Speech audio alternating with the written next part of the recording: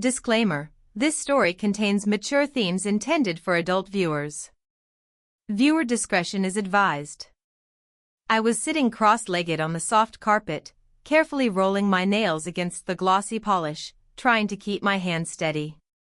The room smelled faintly of lavender from the candle flickering beside me, and a quiet hum of the evening outside seeped through the window. I didn't notice him at first, his presence behind me a soft shift in the air. Then I felt it, a brush of his hand against my lower back, light but deliberate. I froze, my chest tightening as my heart gave a startled leap.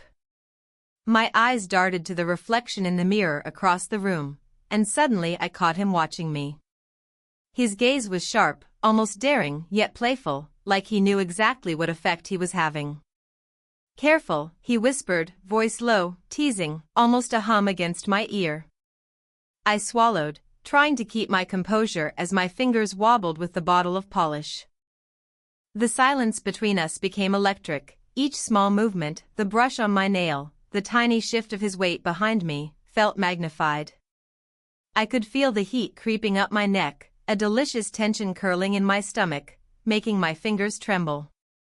He leaned a fraction closer, and I felt it, the brush of his warmth against my back, the faint scent of his cologne enveloping me. Every nerve in me seemed alert, alive, as though the room itself had shrunk to just the two of us. I bit my lip to keep myself from reacting too quickly, but the tension was intoxicating. He didn't say anything more, yet his presence spoke volumes. The polished bottle trembled in my hands as I tried to keep it steady, aware of every heartbeat that thudded like a drum in my chest. And then, he shifted again. A subtle, bold movement, closer, deliberate, just enough to make me freeze mid-breath. My pulse raced, my mind spun, and I realized I wasn't sure where the line between playful and dangerous had begun. The moment hung there, thick and tantalizing, as if the next second could tip everything over. My fingers wobbled with the bottle, and I blinked, caught between fear, excitement, and a pull I couldn't resist. And then the world seemed to tilt, and I knew nothing would ever feel quite the same after this. The soft glow of the lamp painted long shadows across the room as I sank back against the couch, nails half-dried, mind spinning. It wasn't the first time I'd felt that pull toward him, the magnetic tug that made even the most ordinary moments feel heavy with possibility. But it was dangerous, wasn't it? I kept telling myself that, over and over, even as my chest tightened every time he smiled at me. We had history, though not the kind written in stories. It was quieter, messier. Moments of laughter edged with guilt, playful teasing that sometimes cut too deep, silences that carried more weight than words ever could. I remembered the first time I'd really noticed him, leaning against the doorway, hair slightly messy, a crooked grin that made my heart stutter. I'd told myself it was harmless, that admiration wasn't a crime. Yet now, sitting so close, the air thick with tension, I could feel the unspoken pull between us, a mix of longing and fear that neither of us dared voice. He leaned back slightly, just enough for me to sense him without making it obvious. Our knees almost brushed, the smallest contact enough to send shivers down my spine. I wanted to look at him, to see the emotion flickering in his eyes, but the mirror reflected only the corner of his jawline, sharp and real, reminding me that desire often came dressed in restraint. "I didn't mean to distract you," he said softly, almost too casual, but the warmth in his voice betrayed the truth. My lips twitched into a half-smile, fighting the flutter in my stomach. Every word, every glance, carried 1,000 hidden meanings, and I found myself reading between the lines, imagining what he wouldn't say. There were cracks in our understanding, sure. Moments when my heart whispered questions I couldn't voice, moments when his gaze lingered too long, daring me to notice. Desire, curiosity, guilt, they all danced together, a delicate tension that made even a shared cup of coffee feel intimate. I realized how much I craved those moments, the quiet closeness, the teasing silence that felt like a secret only we shared. And yet, despite everything, fear lingered, fear of what acting on these feelings could mean, fear of crossing boundaries that neither of us were ready to define. But as he shifted slightly, brushing against my shoulder, a silent spark flared between us. I couldn't help the way my pulse quickened, the way my fingers tightened around the polished bottle. Something was stirring, something unspoken, and I knew it wasn't just imagination. The room held its breath with us, and in that charged quiet, I realized one undeniable truth. Whatever path this tension was leading us down, there was no turning back. I could feel it before he even said a word, a subtle shift in the air, a tiny crease in his brow that spoke louder than any confession. I glanced up from the polished bottle, catching him watching me with a focus that made my pulse flutter. There was something dangerous in the way he looked at me now, something that tugged at the edges of restraint I thought I had.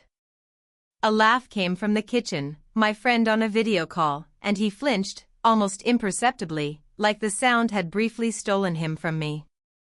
I noticed it, the way his gaze darkened for a fraction of a second, possessive and sharp, and it sent a thrill up my spine. Jealousy, bold and unspoken, radiated from him, and I couldn't decide if I wanted to tease him or comfort him. Both at once. "Careful with that," he murmured, voice low and warm, and my hand wobbled. Not from the polish, no, it was him, that closeness, that quiet tension that made my heart race faster than I could steady.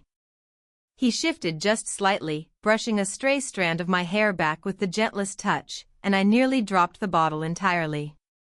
My chest tightened, my breath caught, and the room seemed to shrink around us. It was maddening, the thrill of being so close, of feeling his presence everywhere, yet knowing we were dancing on the edge of something forbidden. Every glance, every subtle movement was a tease, a challenge. I wanted to lean into it, to see how far this spark could burn without being extinguished. And then I felt it, that faint, unguarded longing, just beneath his calm exterior, the kind of look that whispered of temptation and questions neither of us dared ask aloud.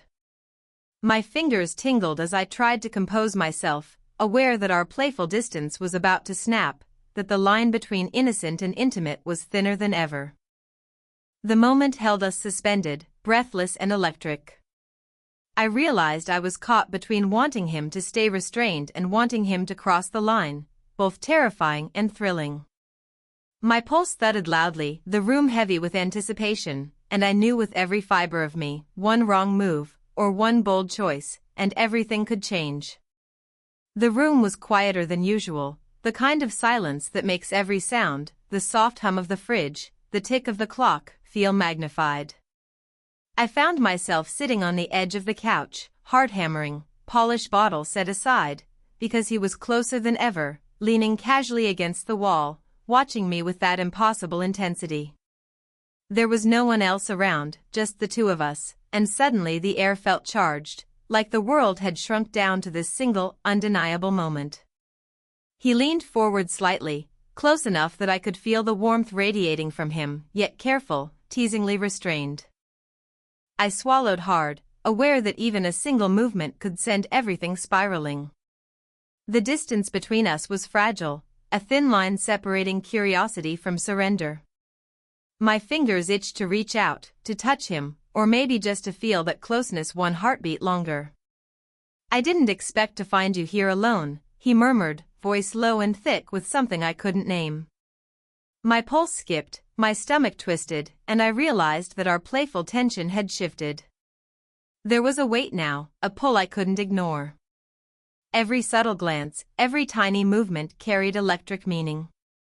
I tried to keep myself grounded, focusing on the polished bottle in my hand, but the world seemed to tilt toward him. He shifted again, closing the gap fractionally, leaning just close enough for me to sense the brush of his sleeve against mine. I froze, caught between the thrill of proximity and the fear of what it implied.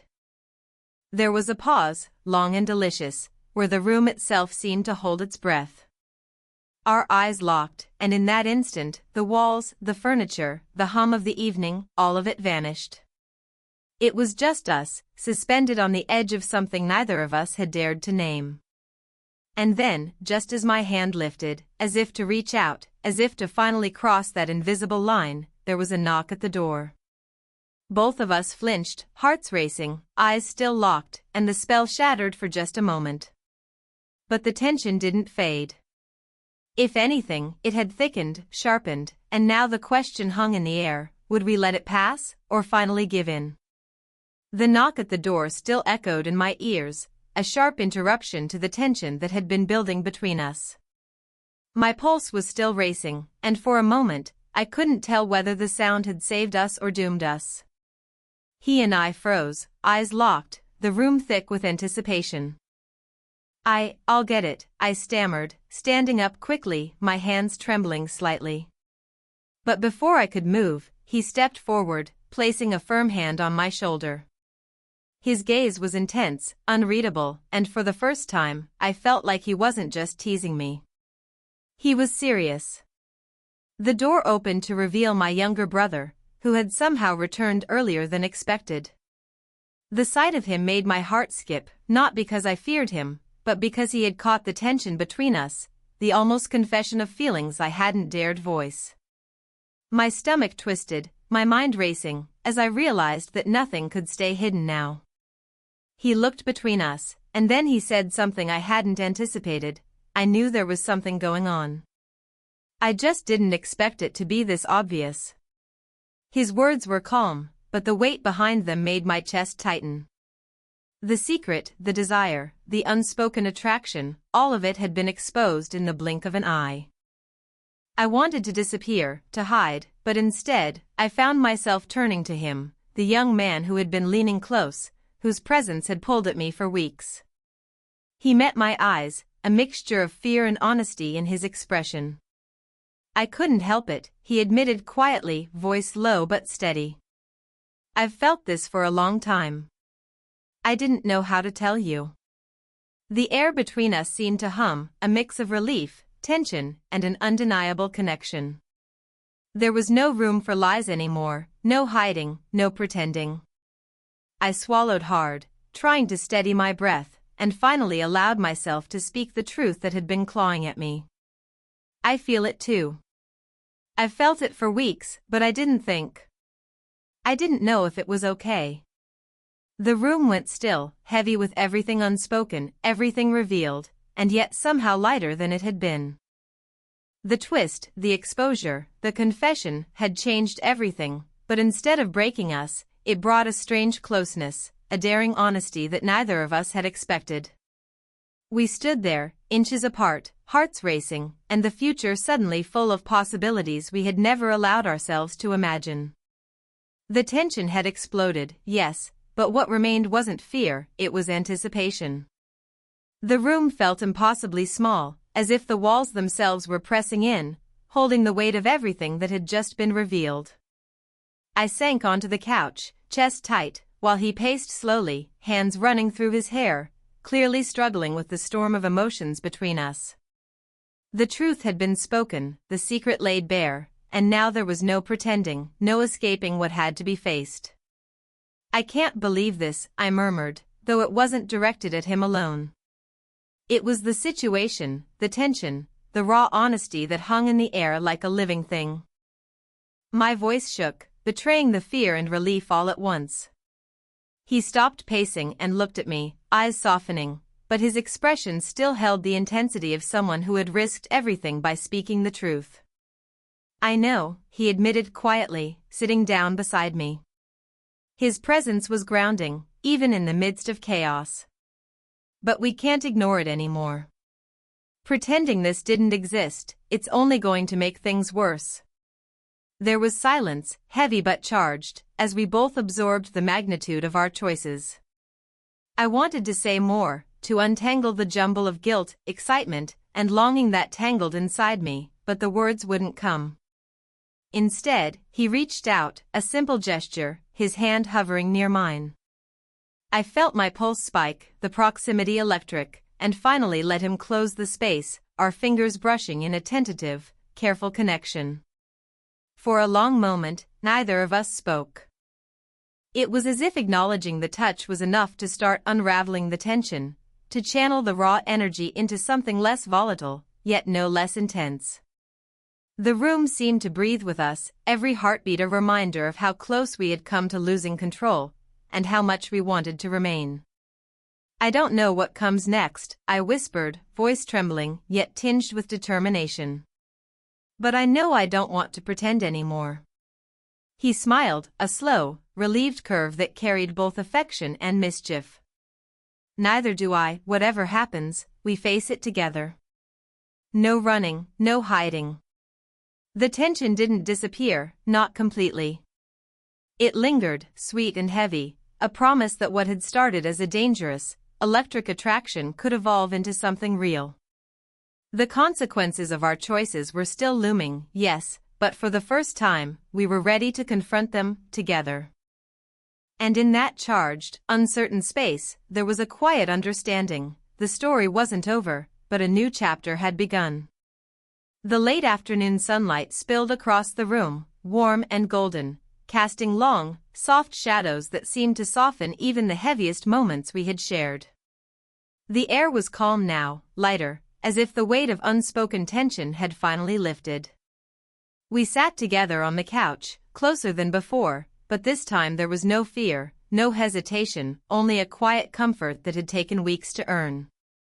He reached out, resting his hand over mine, fingers intertwining naturally. I didn't flinch. Instead, I let the warmth spread through me, grounding me, reminding me that we had crossed the storm and emerged stronger. I looked into his eyes, and for the first time, I saw something steady there, affection, trust, and a promise of something more. "I never realized how much I needed this, needed you," he said softly, voice tinged with relief and honesty. My heart fluttered at the simplicity of the statement, the weight of what it meant after all the chaos we'd endured. I think we're stronger because of it," I replied, voice gentle, eyes softening. "We faced the truth. We faced ourselves. And now, we get to build something real." He smiled, a slow, tender curve that made my chest swell. Without a word, he leaned closer, and I felt the faint brush of his forehead against mine, a delicate gesture full of promise. We lingered there, breathing in the quiet closeness, the kind of moment that doesn't need words because the emotions speak for themselves. Outside, the world continued on, but in that room, it was just us, two people who had braved uncertainty, temptation, and raw honesty, and had come through it together. The tension, the longing, the fear, it had all transformed into something soft, warm, and enduring. I rested my head on his shoulder, feeling the steady beat of his heart, and for the first time in a long while, I allowed myself to truly relax. This wasn't the end, it was a beginning, a first page in a story we were ready to write together. And as the sunlight flickered across the walls, casting everything in a golden glow, I realized something that made my heart flutter with certainty. Love, honesty, and courage had brought us here, and nothing would ever make us let go.